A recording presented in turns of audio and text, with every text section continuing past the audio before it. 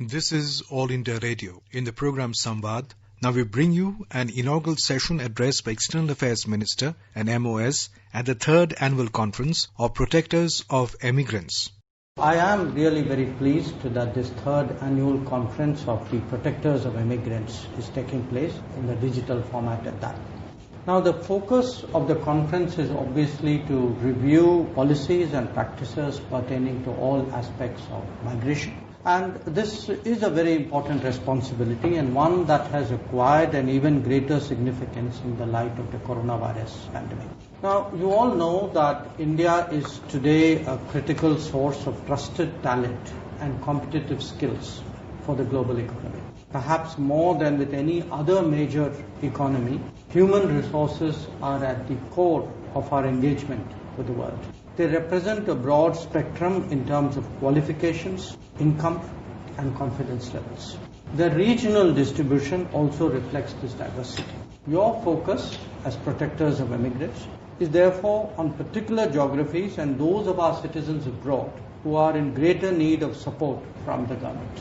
In fact, as you all know, your role starts much earlier in the process of this immigration. You are regulators, you are enablers, monitors, support systems, all at the same time. It is this chain that we meet today to discuss and review, assessing our own performance while preparing for future challenges. Our government has accorded the highest priority to promoting the interests of Indian immigrants for the last 6 years. We have established 3 new offices of POEs, which number 13 at present. This has extended our reach to more parts of the country, especially those areas which provide migrant flows to foreign lands. We have also promoted synergy and coordination between POE and passport offices. The opening of the Pravasi Bharatiya Seva Kendras, numbering 5 in different parts of the country and 3 countries overseas, is another development to provide better support and services to our migrants. The focus of the government has been to provide better opportunities and welfare measures to prospective migrants. We have therefore been engaged in negotiations with foreign governments to provide ease of travel and opportunity through migration and mobility agreements, protection of social security contributions, and integration of migration platforms to provide skill matching and better remuneration. Among those to whom we have accorded particular priority in terms of welfare and protection are the Indians working in the Gulf region and in Southeast Asia. We have been taking all possible efforts to reduce their vulnerabilities, curb exploitation and harassment by foreign employers, as well as by unscrupulous recruitment agents. There have been significant changes in the structure and role of recruiting agents registered by the ministry. Nevertheless, there are still cases of cheating, illegal agents, and attempts to go for work in an irregular manner. The role of our POEs in combating such practices is vital. You have to spread awareness and address the grievances of our workers in your respective jurisdiction. We have all put in great effort to secure the interests of the most vulnerable migrants, especially blue-collar workers, seamen and women migrants. The e-migrate system provides a robust mechanism to ensure workers' rights and protection in collaboration with the host government. The integration of the e-migrate platform with those of UAE, Saudi Arabia, other GCC countries and Malaysia will greatly facilitate these efforts. We have also liberalized the usage of the ICWF, the Indian Community Welfare Fund, to provide welfare measures for Indians in distress overseas. This has had a particular relevance as we responded to the economic distress caused by the COVID-19 pandemic. Also of note is the Pravasi Bharatiya Bima Yojana that provides insurance cover to workers traveling overseas. Our efforts are aimed at ensuring a safe, orderly, legal and humane migration process. Now, monitoring the skill sets of our people abroad is an intrinsic aspect of the regulation and promotion of migration. But this also has greater relevance today as we are looking at the prospect of returning migrants. In July 2015, the Pravasi Kaushal Vikas Yojana was launched with the National Skill Development Corporation as its implementer. Together, we have been collaborating for our pre-departure orientation training program that provides soft skills regarding customs, regulation and orientation of the country to which the workers are traveling.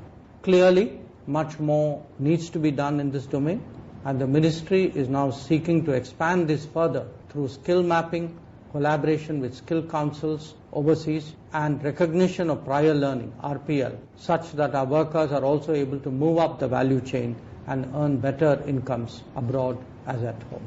Let me also emphasize that it is essential to improve our database of migrants. We need to find ways and means to capture data in a more robust and comprehensive manner. At the same time, striking the right balance between promoting easy immigration while ensuring safety and welfare is imperative. I am sure you will all be conscious of this as you execute your responsibilities and discuss these issues today.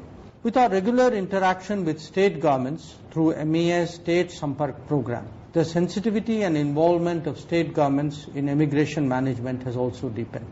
States play a crucial role in ensuring that our workers going abroad have requisite skills for the jobs available. At the same time, many of our workers who after long years of service abroad return with advanced skills and abilities could contribute to India's development. In fact, we are engaged in such data capture and mapping as an accompanying element of the Vande Bharat mission that is currently underway. MEA has facilitated data flows to NSDC to develop Swadesh, a database for skilled workers. Together with eMigrate, these can become basic tools for skilled job matching for migrant workers. As with the rest of the country, the protectors of immigrants must also rise to the challenge of reviving the post-COVID economy and engaging the post-COVID world. We are currently focused on ensuring that the negative economic consequences of the pandemic on our talent and skills abroad is mitigated. That is influenced not only by the quality of our various bilateral relationships, but the overall helpful approach that we have displayed in regard to health and economic requirements of our partners. It is imperative that we recover our market share as quickly as possible. The coming months will see dedicated efforts in that direction. The contribution that POEs can make to facilitate this national objective is significant. Let me therefore conclude by wishing you all a very productive day. I'm sure that as you deliberate on the challenges that lie ahead, you will keep in mind that your efforts can make a big difference to the lives of many people and the interests of our nation. Thank you for your attention. Honorable MOS to deliver his address. Honorable External Affairs Minister of India, Shri Jaishankar ji, have already touched upon the relevant issues and highlighted Ministry's approach towards Indian diaspora. All participants in today's event know that immigration from India has been going on for several centuries. India has a major share in providing both highly skilled and semi-skilled workforce to many countries, both developed and developing. According to statistics, every year lakhs of semi-skilled and low-skilled workers have been legally emigrating to the notified ECR countries for overseas employment through registered agents. When we are sending such a large number of our citizens for overseas employment, the issue of safeguarding interests of the vulnerable categories of workers as well as their safe and legal immigration becomes important to us. Statistics bear out that out of the good amount of remittance sent from abroad to India, large proportion is from our workers in the ECR countries. There has been a focused effort by the government under Prime Minister Narendra Modi to ensure that the lives of Indians across the world are safeguarded in every way. We have taken several measures in the past 6 years to safeguard the interests of Indian workers going for overseas employment, especially to the ECR countries. But still, we continue to receive complaints in increasing numbers regarding illegal immigration, cheating, etc. Modern technology such as social media are being used for unscrupulous activities. Therefore, it is time to reflect in today's deliberations whether in our effort to ensure safe and legal immigration, the various policies and measures adopted have been helpful or has made immigration for employment more restrictive and discouraging. Situation created due to COVID-19 has further disrupted the flow of immigration for work to traditional destinations like Gulf. A large number, on the other hand, have returned and continue to do so. As per the past experience, after the situation returns to normal, many may try to look for work abroad again. Therefore, it's high time we finalize some policy issues that have been under discussions for some time at various levels, including Consultative Committee of Parliament, such as minimum referral wages or MRW, allowing private recruitment agents to send female domestic workers, how to ensure skills acquisition of immigrants as per demand of work available abroad, etc. MRWs lead to a number of complaints or grievances against even the registered recruiting agents, as it encourages change or substitution of employment contract in favor of the foreign employer and tilted against the interests of the worker on immigrants' arrival in the country of employment.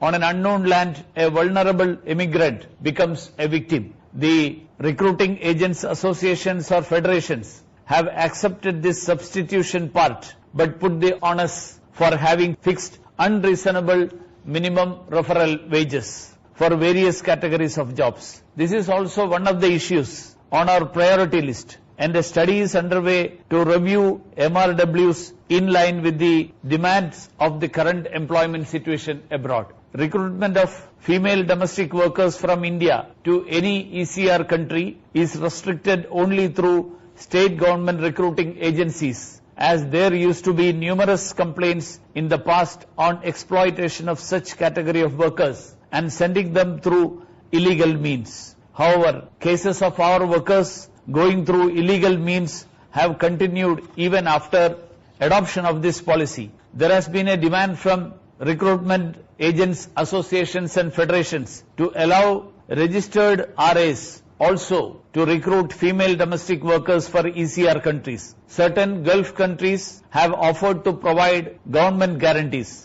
The issue has been engaging our attention for some time. There is an urgent need to check the growth of illegal recruiting agents operating in many towns, cities and states of India and prosecuting them under various provisions of the IPC and Immigration Act 1983 for carrying out illegal recruitment and human trafficking. Awareness programs and activities needs to be deepened. Modern technology is being increasingly used to lure people for illegal activities, on account of which even well-educated persons are increasingly falling prey to it. As EAM mentioned, we are finalizing the new immigration management bill. Such issues will be adequately addressed to ensure the balance between employment opportunities for our nationals abroad, not becoming restrictive, and at the same time not provide opportunity through loopholes for exploitation. Since 1983, when the current Immigration Act was adopted, we have rich experience in immigration management with good data. Hope such experience and information will enable us to come out with a good immigration management bill which will satisfy the requirements of the current times. POEs will do well to keep themselves updated on the bill so that it is easy for them to adapt to their new roles once the changeover happens. While the Ministry and OIA division in particular are putting a lot of emphasis on the pre-departure orientation training, it's ultimately you, all 13 POEs, who can push all RAs to provide this training in soft skills to all their workers before departure as per jobs available abroad. I am glad that both the sides, namely countries who receive workers such as GCC and those sending workers including India, have been in regular dialogue on such subjects through mechanisms such as Colombo process, Abu Dhabi dialogue, etc. I myself had the opportunity to participate in the last Abu Dhabi dialogue ministerial meeting held in Dubai in October 2019. I hope today's deliberations on the various aspects concerning immigration management would be fruitful and contribute towards adopting policies which would lay the foundation for safe immigration as per the present environment. Thank you all. You were listening to an inaugural session address by External Affairs Minister and MOS at the 3rd Annual Conference of Protectors of Emigrants. This program was produced and presented by the News Services Division of All India Radio. You can listen to it on our mobile app, News on AIR. This program is also available on our website, newsonair.com. You may email your opinion about this program at airnsttalks@gmail.com.